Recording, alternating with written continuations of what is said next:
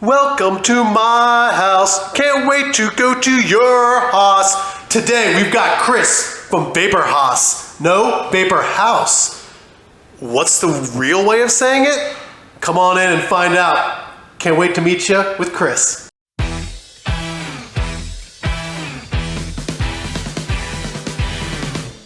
Welcome to the Dayton Approved Podcast with Frank O'Neill. This is where the local Dayton businesses get a spotlight. All right, welcome to Dayton Approved, where we're exploring small businesses in Dayton and nonprofits. Today we've got Chris here, longtime friend, haven't seen him in a while. Very excited for today's story. Thanks for having me. I'm excited to be here. Yeah, it's going to be a good one. We've talked about a couple of things already, and I can't wait to get into all of it. So Chris, he does Vapor Haus, not to be mistaken for Vapor Haus, but Vapor Haus. Now, I know it's spelled where it looks like Haus, but it is Vapor Haus. Is that correct? It's however you want to say it. House. Well, it all works in our books. It all works out in the end. All right. Well, that's good. It's customer's choice. Yes, customer's choice. Well, cool. So let's just jump right into it. There's a lot of things we talked about, and what's interesting is about your mission statement. Yeah. Tobacco is a little taboo or whatever you want to say, or taboo, I should say. But I know your mission statement is to take adult smokers that smoke traditional tobacco off the street and basically convert them into the new age, more healthier alternative. Yes. So tell us more about your mission, what you're doing there. Exactly. So how can we take this 100-year-old thing and of tobacco and all of these people who are used to just buying a pack of cigarettes, how can we get them to try this safer alternative that's been proven to be 97% safer than smoking? Yeah, I mean, that's not just that's a big number there. Yeah, and not have the secondhand smoke and not have the odor of cigarettes and all the combustion of cigarettes. But how can we get them in the doors to learn about this product? And how can we do that in a way where people feel comfortable, from all walks of life? We've got 21-year-olds, all the way up to 81-year-olds, and they all have a different story about, what their experience is. So how can we cater to such a large group of people, treat them well? Our slogan is "Our house is your house" for a reason. We want people to feel at home, not rush to learn. And we've been around for 11 years, but in the early days, no one really knew what vaping was. What the heck is this vape? This battery and liquid and all that. So really in the early days... One of my favorite things is I had someone refer to it as a robot penis. Robot penis, yes. Robot cigarette. Yeah. You know what I mean? I was like, what? Yes, I've vaped myself, so I've had people tell me, what do you do with that robot? I'm like, oh. They have been all shapes and sizes. Yeah. And I think... what we've always focused on is that person that has smoked packs and packs of cigarettes, and they're so used to just going to the gas station, and they always get the same thing. How can you bridge that gap to get them into this new environment where it's comfortable for them to learn about it, and they leave there feeling like, okay, I know exactly what I'm doing, and I'm gonna, because usually the biggest thing is if you can get somebody off of cigarettes, if you can get them off for 3 days, they won't go back. Their taste buds start coming back. Yeah. And they're like, well, why did I like the taste of cigarettes? This tastes terrible. Yeah, and the big thing for a lot of people is just the oral fixation of having something in your hand. A lot of the addiction to the tobacco, it wasn't so much that, it was just the habit of it. Yeah. So can we replace that with something that's safer?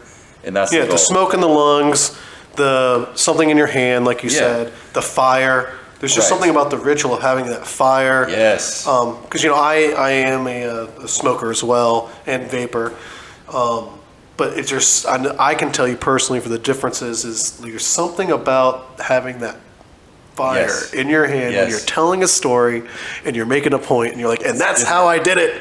Well, and if you vape long enough, you'll start to forget that and you'll start to go, this is the only thing is the vape instead. So Yeah, so changing habit. yeah, that's what it's all about. But the big thing for us was building really nice stores, having our employees, the product knowledge, being friendly, having the right products, all of those things. So Of course.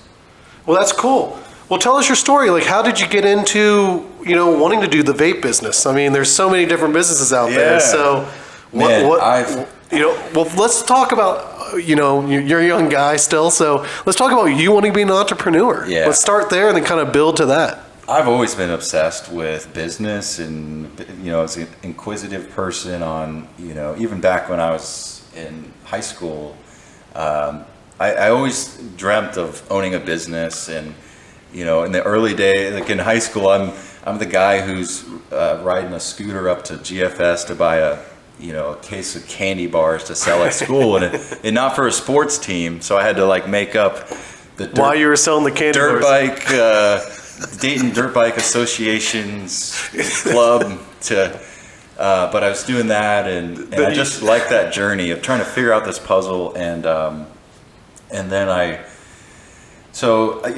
would try to sell whatever. It'd be my lunch. I'd be going through the line with somebody like, hey, would you rather can you give me the $3 and I'll give you my lunch instead of you paying the school? Just trying to figure out how to make a dollar.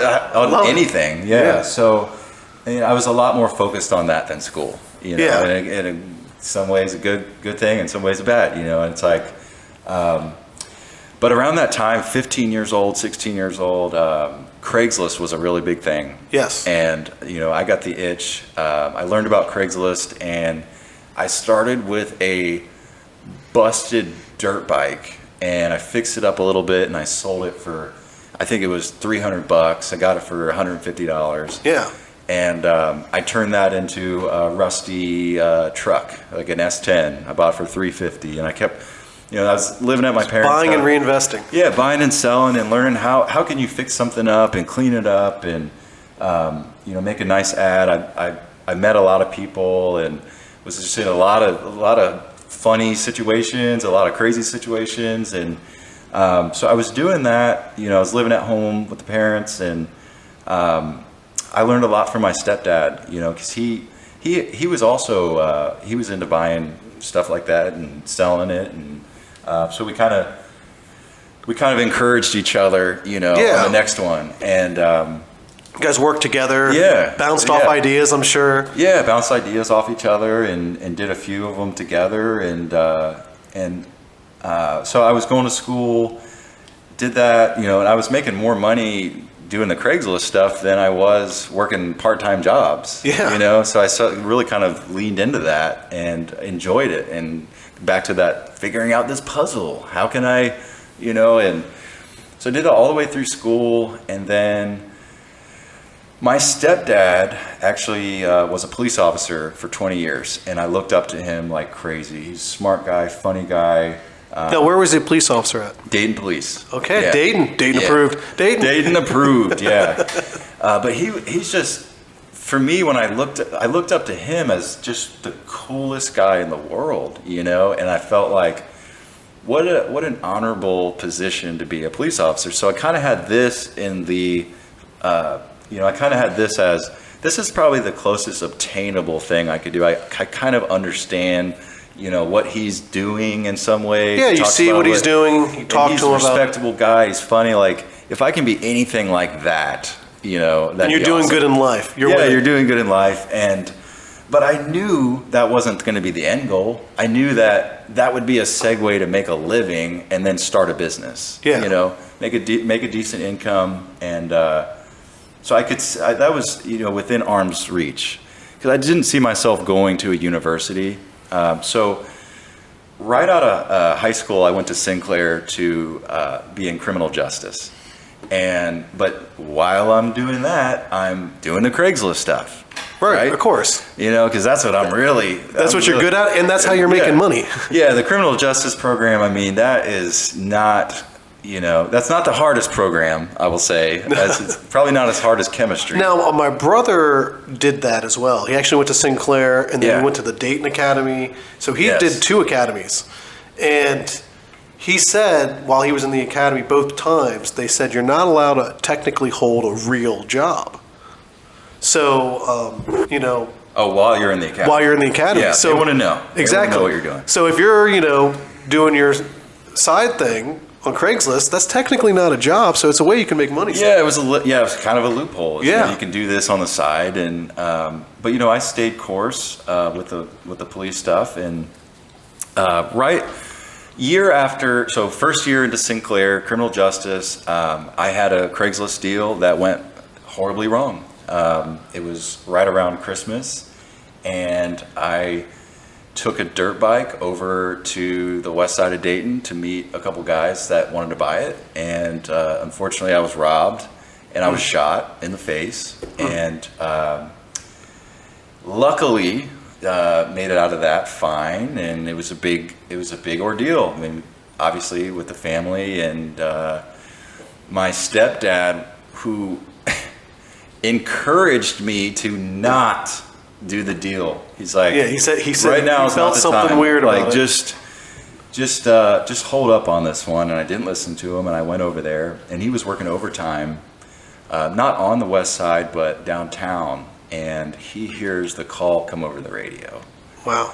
We got, white male shot, dirt bike, they're fleeing.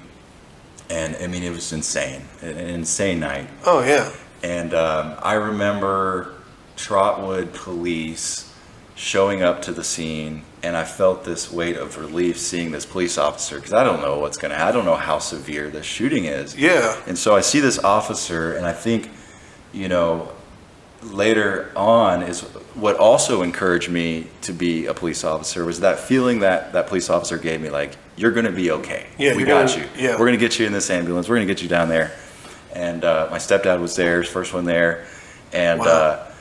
So that process, I mean, recovering from that, and, I still knew I wanted to own a business, and I wasn't Yeah. going to give up from the Craigslist stuff, even after all that. Of course, I wasn't going of to give course. up. I knew that if it, what doesn't kill you makes you stronger. Of course. And it just, that was not going to stop me. And so, but I continued the police program.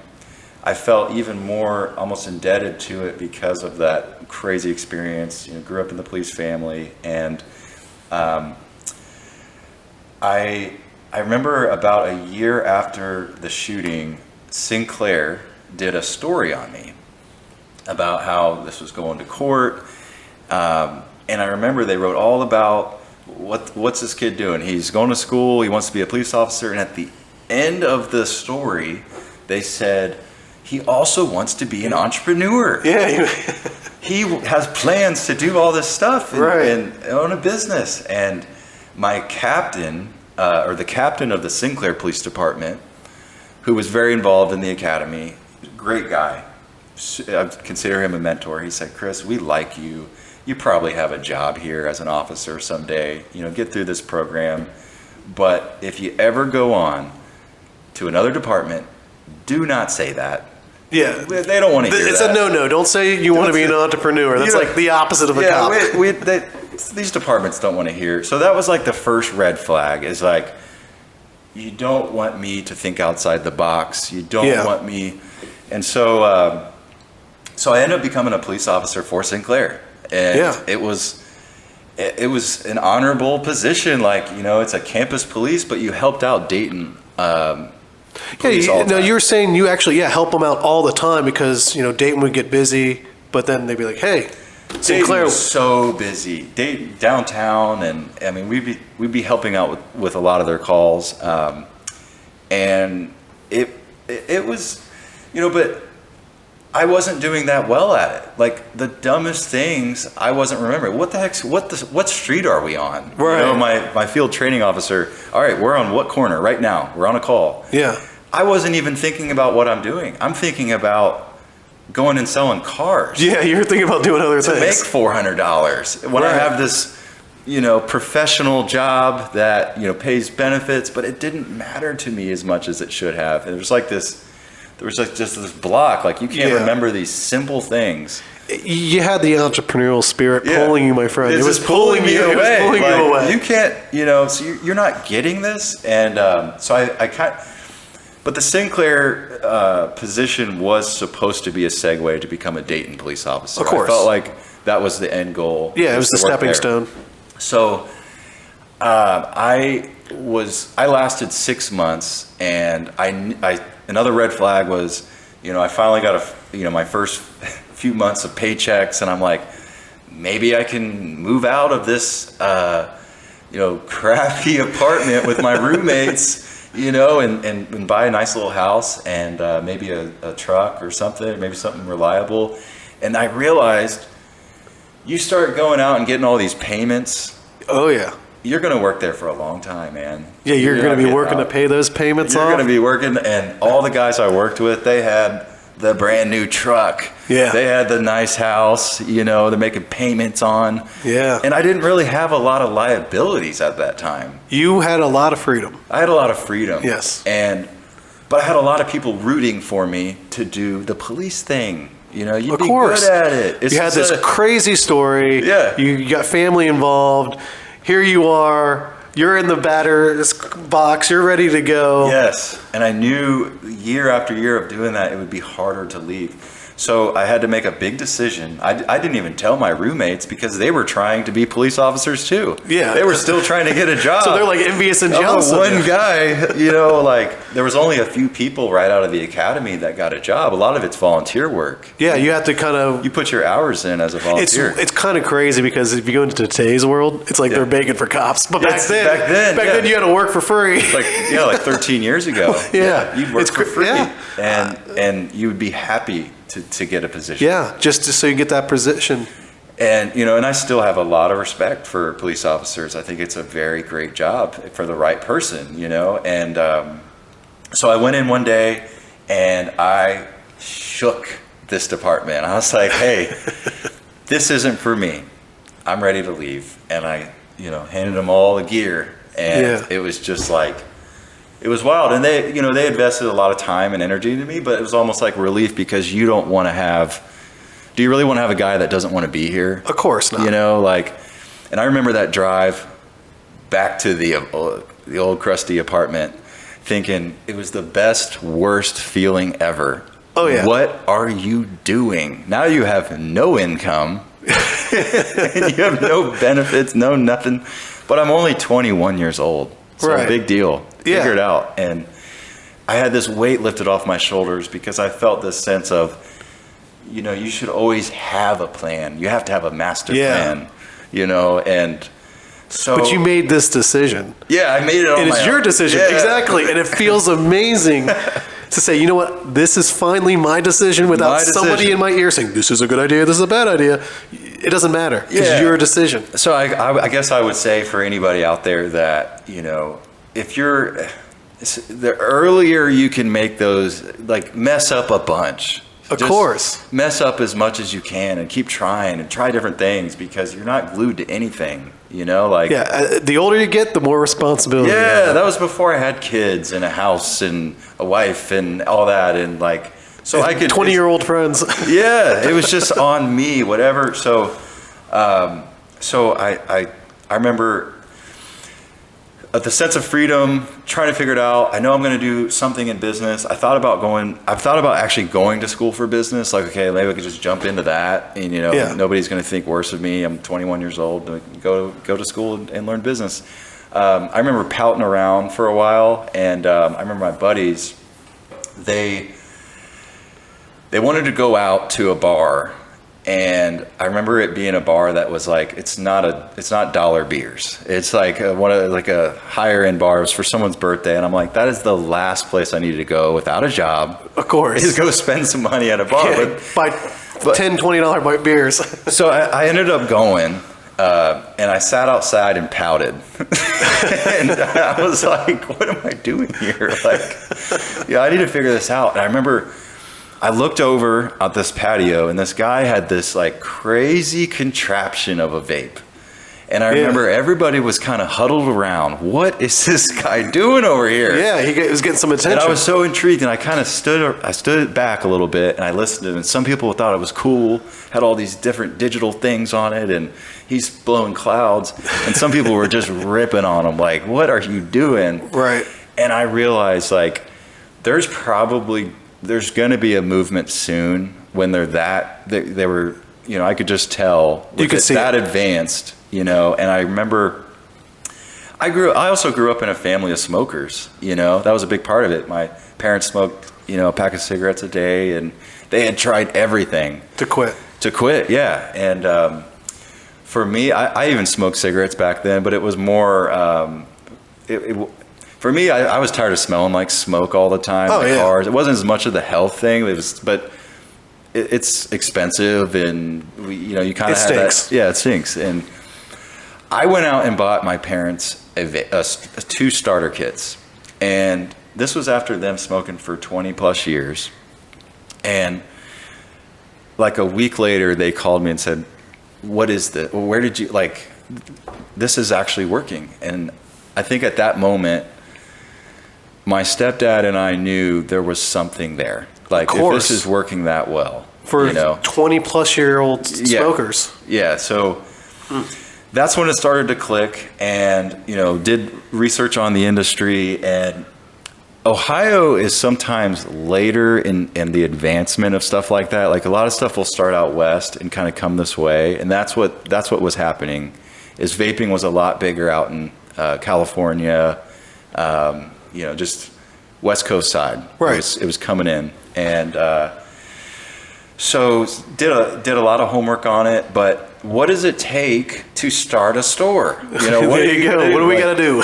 Like, at that point, I hadn't actually started a business. Like not anything substantial. So having there was only at that time there was only a couple vape shops in the Dayton area, and they were in nice areas. They had big signage. They were professional looking. And I knew that we couldn't off the gate be at that level. So, I remember shopping around different plazas and really getting kind of laughed at. Like, here's this 20-something-year-old kid trying to do something. And these landlords, the old school ones, are like, I don't get it. I really don't get what you're trying to do here. You're trying to not sell into it. Those vapes that are... Is this legal? Yeah, what is this? Exactly. But we came across through a family friend, a plaza in Belmont. Okay. Waterville. And it was just a mom and pop owned plaza, 3-unit, small parking lot. I knew it wasn't going to be the biggest traffic count. But it was a start. It was a start. Yeah. Yeah, and it was more of a piece of paper and a handshake type of lease, not a 50-pager kind of thing. And they gave us a chance. And I mean, this was a little showroom. We had I had a friend who was going through a divorce who let me borrow some furniture to put in there. We had bought cabinets off of Craigslist.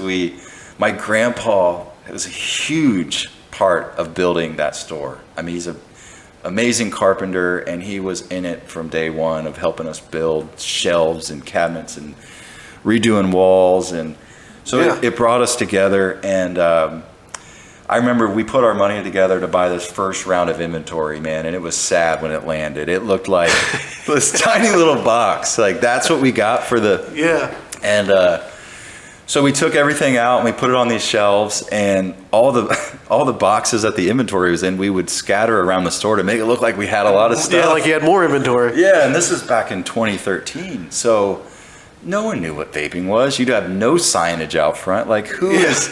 So, I mean, it's really grassroots, we have a mutual friend, Andrew White. Yeah. That man knows everybody in Dayton. He's amazing at video work, and shout out to Indigo Life Media. Yeah. He was a big believer in the beginning, and he came up and filmed a free video for me. Wow. And made it look cool for what we had. He made it look awesome. And that's what we used. We used that, and just then I would go downtown with like a little box and like awkwardly sell vapes to like friends that he had and friends of friends. I would give it a chance, and then, you know, they may not understand how it all worked, but they would come to the shop the next day, and we didn't have the most stuff. We didn't have the nicest store, but what we tried to make sure is that everybody that would walk in would feel like family. Oh yeah. And we knew, man, those early days, we might have one person all day. Yeah. Let's make sure that person feels like they know everything about these products, and Just educate the hell out of them. educate them, like talk about them. My stepdad and I, Scott, we laugh all the time because we'd stand there for hours waiting for someone to come, and we would adjust the music to feel like this guy might like country, this guy might like hip hop, this guy. We can change the music for them, for this one customer. Yeah. Oh my God, we were balling on a budget though. I remember that winter was rough. Like we'd have the AC or we'd have the heat turned down. Yeah.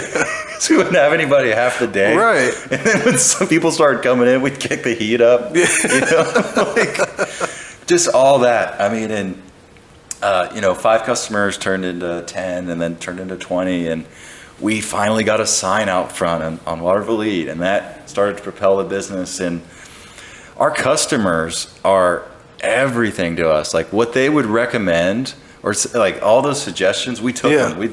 Any money we got, we'd buy that next product line, and they appreciated that. And you could tell there was people coming from parts of town that aren't used to going on Waterville Lead. Like they might be from Springboro or something, and they're coming all the way to Waterville because they heard about this shop, and we had so much fun with it in the beginning and then that little store, we took a wall out and we made the store bigger and bigger, and so it was a grind in 2013. Well, that's an amazing story, amazing start. Thanks for sharing everything you did with it. That's honestly phenomenal. Yeah, it's wild. Yeah. Yeah, and here we are now. In 2024. We're 11 years into it. 12 stores. 12 stores. Yeah. Wow, that's amazing. 12 different stores. I remember. I don't even know. I think I met you at 6 or 7. I can't remember which one it was, but it was fairly early on. Probably about 5 years ago. Yeah. So pretty interesting and pretty amazing. Thank you. Thank you. I love it. Now, as far as the local economy goes, there's a lot of different things you do. I know helping with the local economy. Obviously, with taxes and vendors and stuff you use. But what I really liked about what you said to me earlier was it's not just the 12 stores. You have a warehouse. Yep.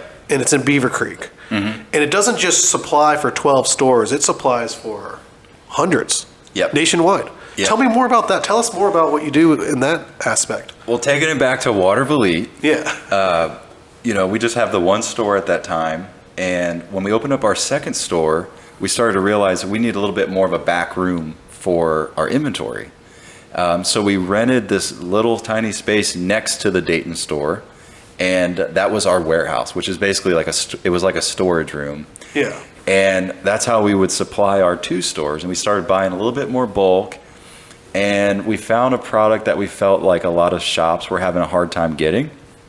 So we set up a little wholesale site, and we started making connections with other shop owners, and it just kind of took off from there, and we learned a ton. I mean, we figured if we already need these products, and if we could buy, more in bulk, you can get a discount. And, it helps us get products sooner than a lot of other shops, and, we can find out, we had our own problems getting products, so how can we solve that for other shop owners? And then we outgrew that space, moved to a space on Linden. That was like a 2.5 car garage kind of space. We outgrew that, and then we moved to a warehouse in Beaver Creek, and then took us about 3 years to outgrow that space. That space was about 7,000 square foot, and then we just in the last year rented the space next to our current warehouse to expand even more. And the the wholesale side is definitely another beast. It's a business to business relationship. Yeah. So, you know, it's the same thing where you're trying to figure out what can I do to make their process easier, you know? And so we went through a lot of years of learning how to be really good at wholesale. Yeah. No, I mean, that's like you said, a whole nother business to business. But Yeah. I think it's interesting how, you know, like you said, you supply for, you know, multiple stores now nationwide. Yeah. And that obviously helps us locally because we're getting that money, that tax money, which is great for Dayton. Yes. And Dayton's yeah. a great centralized place to kind of ship it out. I'm born and raised here, and I've always loved Dayton just because, you know, I feel like we have a little bit of everything here. I mean, outside of the beach, but yeah, that's true. Well, I mean, we got Caesars Creek. We got Caesars Creek, but I love it here. And you know, if you want to go, Eden Beach. our city is growing so much. And if you want a bigger city, go to Cincinnati, Columbus. You know, it's an hour away. Exactly. You know? But on the business standpoint, that is what makes it great for wholesale because there's just, you know, there's 1,000 stores just in Ohio. So yeah, you know, you're not really out in the middle of nowhere. You know, and the way we've built our stores is to be fairly close to each other. I mean, we did that for a number of reasons. One, you know, when you start that small, you can't imagine not being in your stores, right? Right. You don't want to put a store hours away and feel like I don't know what's going on. So I'm with you. I'm a mile down the road, buddy. Yes. I like it close. So that was our reason in the beginning, was just to keep it close so that we could keep, you know, we could make sure we could get into the stores, you know, when we're at store 3 and 4. And also a big thing in our business, we like to build a brand. Like, we want it to be recognizable. You know, we want people to think, when you think of vaping, we want you to think of Vapor Haus, you know, and yeah. And also, you know, going back to those, you know, shopping plazas, you know, you have a little bit more clout if they're familiar with, oh, okay, you have 12 locations, they must be doing something right. Yeah, you got to be doing something right. So, so we kept it close, and most importantly, the fulfillment of our products. We have our own last mile delivery to our stores, which is hugely important to us. Yeah. No, that's good to keep it all in the same type of radius. Yeah. So that way you can keep that grip hold, that control. Now, I know one of the things you mentioned just a second ago, it's definitely one of your differentiators, which is the brand. And one of the things you told me that you love about your brand is that you guys have this like all-in mentality. Yes. Tell us more about that. Well, as far as being within the stores. Yeah, it was just with like, you know, the customers and like. Oh, okay, like kind of how we're different from some of the other shops. Yeah, absolutely. Because I think you were saying before, you know, you got that all-in mentality. So it's like some of these other stores are kind of like. Well, back in not all in, I guess. Yes. So back in 2014, 15, where most of the population didn't really know what a vape store is. What is that, you know? But there was a big group of people that did, and they'd come shop with us, and it was growing. But in about 2015 is when you would start to see a lot of vape shops popping up on every corner. Yeah. And they all kind of had their thing, and a lot of them would lean into just one side of it. Like, we're going to be the too cool for school. We're only going to do the big mods, or we're only going to do the quick, small starter kits. But Vapor Haus, we're like, how can we appeal to every type of vapor?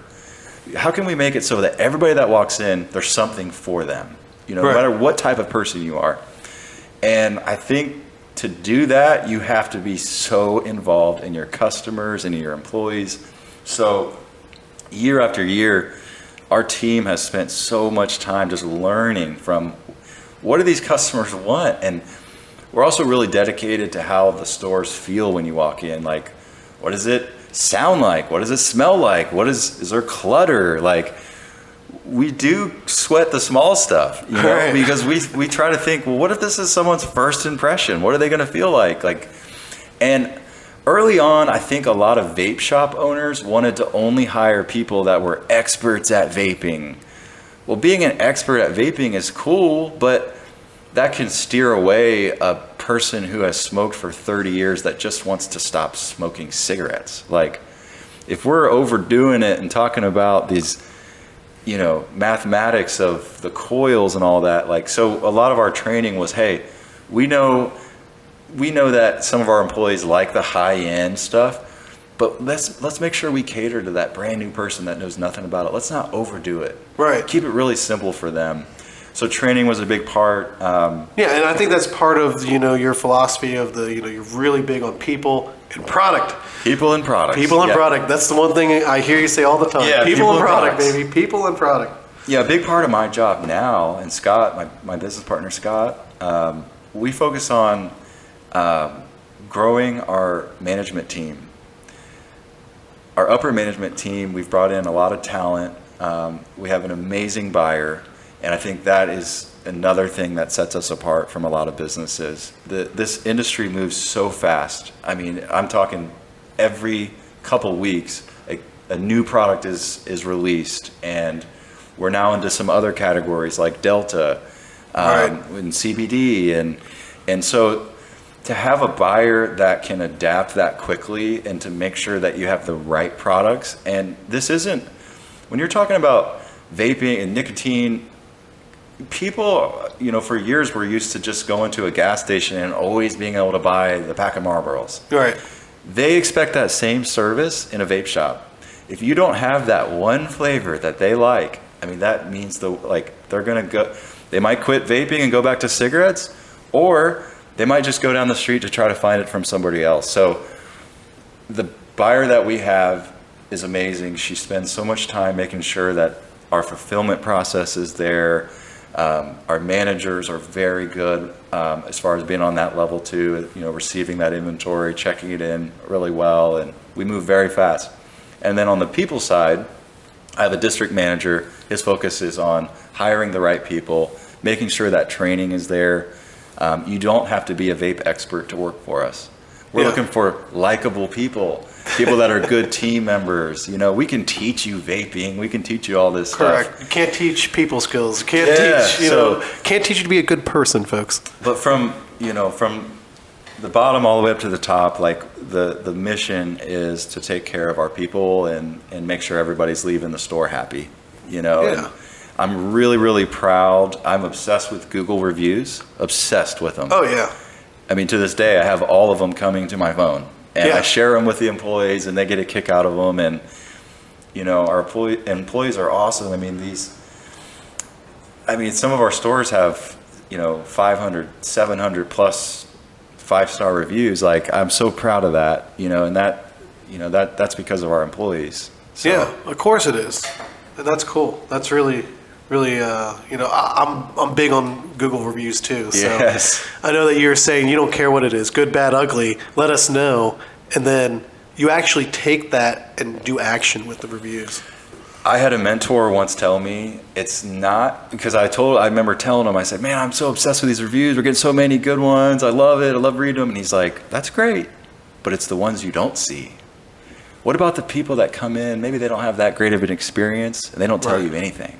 Yeah. Those are the scary ones that keep you up. Like, yeah. So the more feedback you can get, even if it's in the middle, like, hey, I liked going in, nice shop, but I wish they carried this. Or, you know, I felt like the price of this was high. Like, we take all of that and research it and find out where we need to be. If they did have a bad experience, we will do anything we can to find, you know, reach out to them. Hey, if you could give us another chance. But it's pretty rare, you know, like.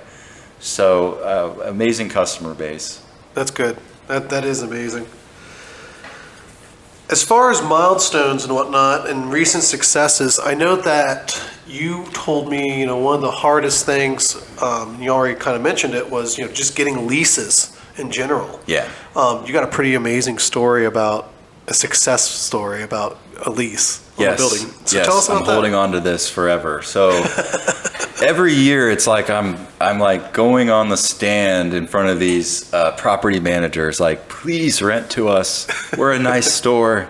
We're good people. We're good people, I promise. You know, but it's, you know, it is still new. After all these years, it's still kind of this new idea of what is a vape shop. And you know, we present this story to all these, and One of the plazas I wanted to be in for years, I would hit up the property management on. It was a really nice plaza, more of a corporate-owned looking plaza, you know, like in front of a Kroger. Yeah. And they would usually just stop me right there, like, hey, the owner of this building, he's not into that. He's not going to do it. You know, you got this nice, great Clips and Donato's and T-Mobile, like more of the corporate type of plaza. Ownership's not going to do it. But every year I would ask. Then one day, out of the blue, I get an email from the owner of that plaza. He found me directly. He said, I went and secret shopped one of your stores. And I was blown away. The manager was so nice and so knowledgeable. I was so impressed with how the store looked, you know, from just the whole visit. And he said that he even stood in there and listened to how the other interactions were going with customers. And he said, I would love to have Vapor Haus rent from us, and you know, with this plaza. And I saved that and framed it. I'm like, yes, exactly. Because it's tough, you know. Yeah. So that was a big accomplishment. That was one that I keep close, and that was kind of a domino too, because that property owner knows other ones, and you know, and it's kind of funny absolutely. too. Is in the beginning, like in the first few years, we would get denied a lot, and then years later, some of those companies have come back and been like, "Hey, would you like to rent this space?" So it's kind of, you know, yeah, it's kind of like they're like, "Oh, wait, we might have made a mistake. We want you now." Yeah, and I think that's a great feeling. Yeah, let's be awesome. real. Let's be honest here.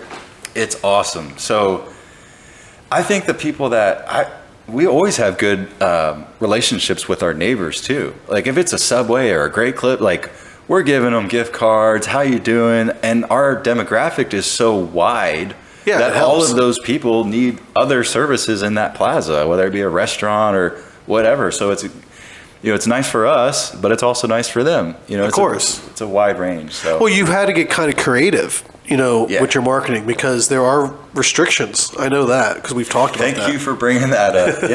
Yeah. So you kind of have to do these kind of creative, outside the box thinking marketing schemes.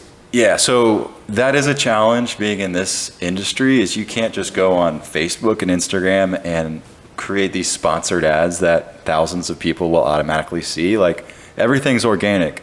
So you know, we've got vans driving around, you know, delivering our products. So people are seeing those. We've got signage, we've done billboards, we do flyers, we partner with local businesses to drop flyers in, and we sponsor organizations. Last year we did the roller derby.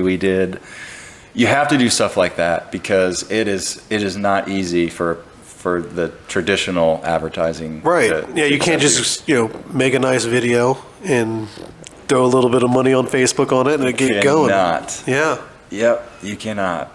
So yeah, which is okay, because when you have those roadblocks, it's like, well, let's get creative. How can we do this? Like, where can we set up? You know, where can we set up at? Well, that's why we got Dayton approved. You know, we can do an ad on we Dayton approved with Vapor Haus. Here we are. And we're advertising Dayton approved, but hey.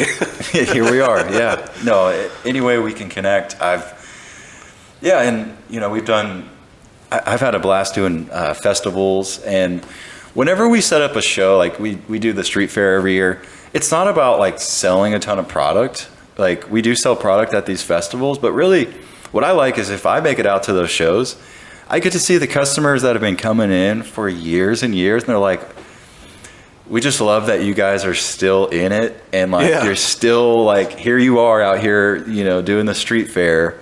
And it gives us a chance to shake hands with some of the people that have been with us for years. So, yeah, I mean, it's like connecting with your they can audience. put the face to the business, and you can also put the customers, you know, a face with them too. Yeah, it's cool to you know, have small talk with them, and you know, and another awesome thing about, I keep going back to how diverse our. Here's an environment where you would have somebody, a 22-year-old, chopping it up in the store with an 80-year-old, total different backgrounds, and they have something in common. They might vape the same flavors. Different generations, everything. And so that's what I love about the business, and I love that our employees are all so different. It's like they're all so different from each other, but this thing brings them. It brings them together, and you have your regulars. They're coming in once a week, once every couple weeks, and so. And for people who, there's a lot of people out there that don't really go to bars, so it kind of has that mini bar feeling. But for people that don't go out to bars, like, how's your day going? What's up? How's work been? Yeah. That's how our employees are. They build relationships. So yeah, it's all about relationships, and I love that. It's, I said there's two types of businesses you can run. You can run a relationship-based business, or you can run a transactional business. Right. And unfortunately, big box stores tend to go after transactional, not relationship. And relationship to me is just so much more meaningful. For my business, that's what I like to do as well. It's not just, we're looking to get the quick buck and get out. We're looking to be our mission statement is, we're looking for a customer for life. Yes. We're not looking for hey, you just want a good deal and get out of here and never see us again. No, we want to be with you forever, because we know that you got different stages of life you're going to go through. You're going to need different products from us. Right. And unfortunately, with the business that I do, a lot of people are in transitional states. It could be divorce, it could be fire, it could be tornado. It's a lot of weird stuff going on. And they come to see us. They connect with you for a little bit. Exactly. So we become therapists sometimes. Yes. Yes. It's interesting. But there's a couple things I wanted to hit before, because we did kind of skip over them. The home delivery in your app. Yes. Now, talk more or tell us more about that. So the app came to be. We used to be allowed. So we were just talking about how hard it is to market. We used to be allowed to text our customers, and they loved it. We wouldn't hit them with text every day or anything, probably like once a month. Hey, here's a new special. You're not allowed to do that anymore? You are not allowed to text wow. because of the industry we're in. You can't, we're classified under the same rules that tobacco would be, even though we're not technically tobacco. It's nicotine, but. So we can't text our customers. So the next best thing that we thought of was, why don't we develop an app where people can keep track of their rewards. They can see all of our locations on there, their last purchases, the purchase history, and we can send them push notifications. Are you allowed to send text message receipts?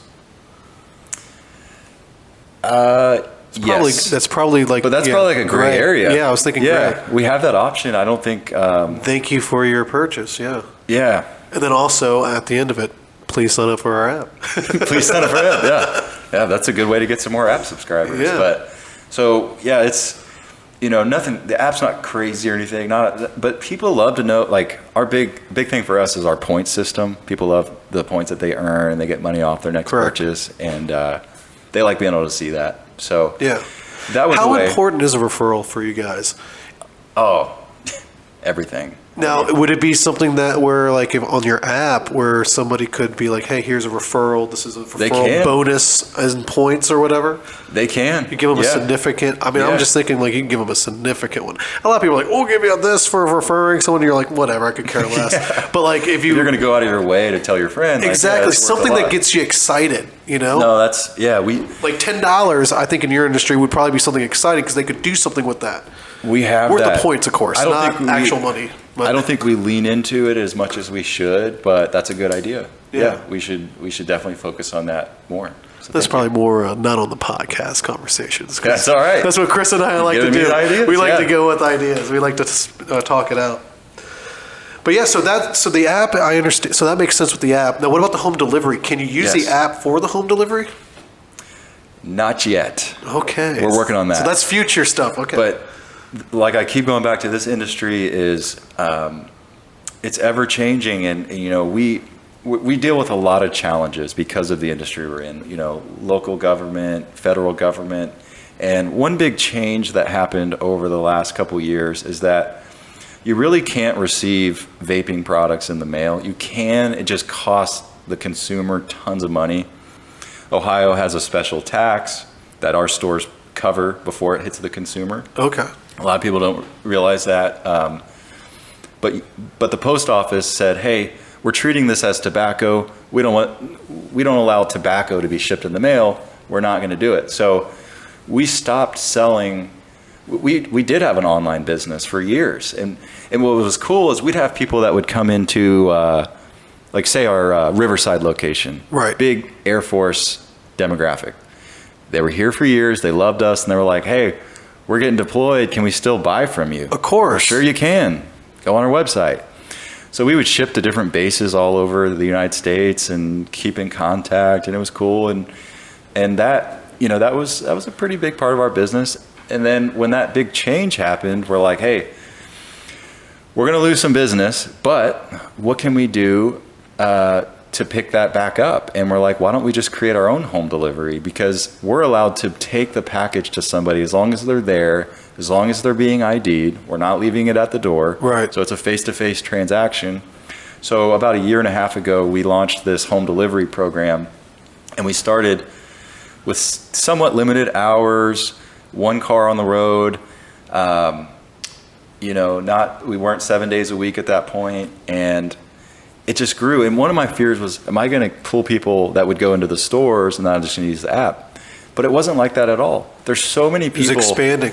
It was expanding, and there's so many people that are not able to leave their house. Yeah, whether they it be can't an leave. injury or their license or they have the craziest work hours or Right. whatever. And so we have this amazing group of customers that are home delivery customers. We love them, and the drivers that we have, you know, my big thing was, I know you're only going to be at the door for a minute or two, but try to make it kind of like the experience they would get in the store. Exactly. How you doing? Have a Thanks. conversation. Yeah, and we throw goodies in there, you Yeah. know, some swag, and then we started working up a point system for the home delivery, and we expanded our radius, and so now it's really taken off, and people love it. Yeah. So Yeah, that makes sense. Home delivery. yeah, it was just a lot of logistics. It's almost like in your the beginning. secret 13th location. Yes, yes, it is a little location. Yeah, It literally is. yeah, it's been really fun, and we have like the pizza topper on the little Sparky car that we Yeah. have. It looks like and I think that's how we get a lot of new businesses. People will see that, like, what is this car? You know? What is this guy doing? So no, that's been a really fun and rewarding thing to grow. That's really, that's cool. That's really cool. Home delivery. I mean, who would have thought? You know, it's amazing how a lot of things have changed since COVID and whatnot. Yes. All that. Yes. Well, is there anything else that you wanted to add? Because that pretty much puts us through our list. You know, that we didn't. You know, that you feel like we should cover still. I would just say, you know, I wanted to thank everybody that's been a part of our growth, from the employees to the customers to all the businesses that support us, you know, and to all the plazas that allow us to rent from them, to all the service providers we have that we work with. And, you know, if you're listening out there, and, you know, everybody probably knows somebody who either smokes, uses chewing tobacco, and has ever thought about quitting. I mean, we're here for you. You know, we've got 12 Yeah. locations, and, you know, we'll walk you through everything. And so come see us, tell a friend, and Yeah. How does everyone get a hold of you? What do? They check out your website? I mean, you got like I said, 12 locations. yeah, 12 locations. 13 coming soon. If you probably. search Vapor Haus, Haus on Google, you're going to find us. But if you go to vaporhausdayton.com, you know, you'll see our stores, our story, you know, all the different products. So you can find us that way too. We got Facebook, all that. So, All right. Well, cool. Well, thank you, Chris, for coming out here. Thank you for having me. Yeah, It was yeah. fun telling the story. Yeah, it was great listening to your story, Thank and it's amazing. So, yeah, can't wait to get this one up and live. I appreciate it, man. Thank you for having us. All right, thanks for coming, man. We'll talk to you soon. All right. Subscribe and follow to our Facebook, LinkedIn, and YouTube, or your favorite podcast platform. Be sure to sign up for our email list and receive an email to watch the show every Wednesday at 8 a.m. Do you know a great Dayton business that you would like to see on the show? Visit our website at DaytonApproved.com and click on the Contact tab and tell us who you'd like to see.